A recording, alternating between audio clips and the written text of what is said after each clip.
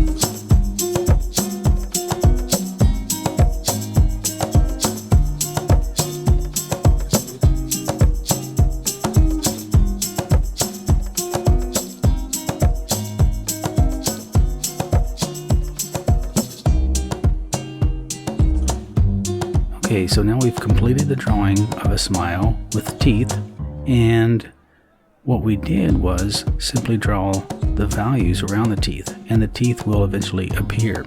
So that's the secret to drawing teeth. Do not draw the teeth. Alright, hope you enjoyed that. Let me know in the comments, and we'll see you next time. Goodbye.